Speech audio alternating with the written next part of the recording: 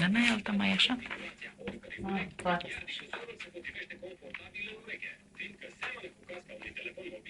Da, vă zic.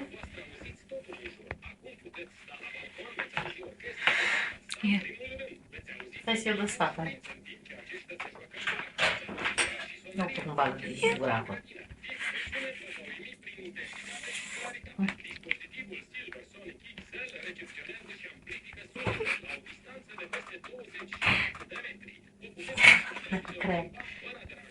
Cred că nu realizează încă.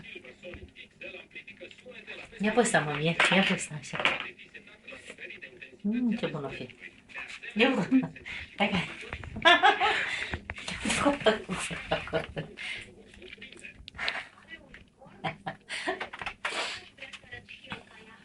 Stai așa. Ia-la, mă. Acum dă. Ce bun.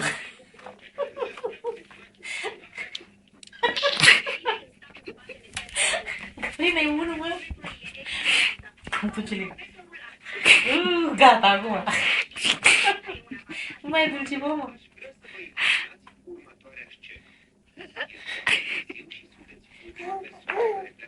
Nu-ți place, mămica, asta? Nu-ți place?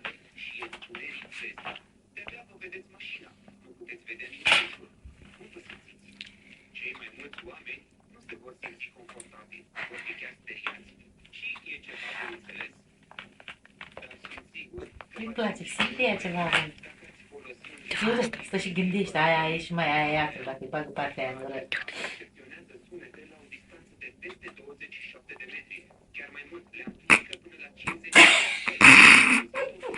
Bă, unde s-o suge? Doamne, tată, ia!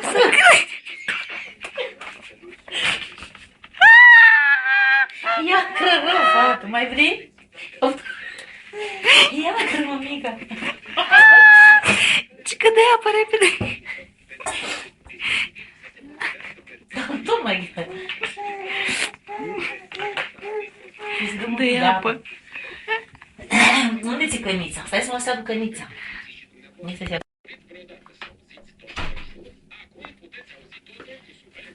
Ia la mă, hai. E strâm și la apă. Tu săraca ce bea. Păi da. Avem și noi un șervețel în cazul ăsta. Mă câte șervețele avem și ne ștergem hârtie igienică. Îmi sună cineva. Alo? Alo? Da?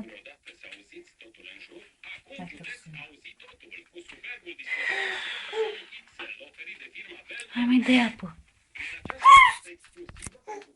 Hai că ține asta. Eu filmez. Da, stai așa un pic.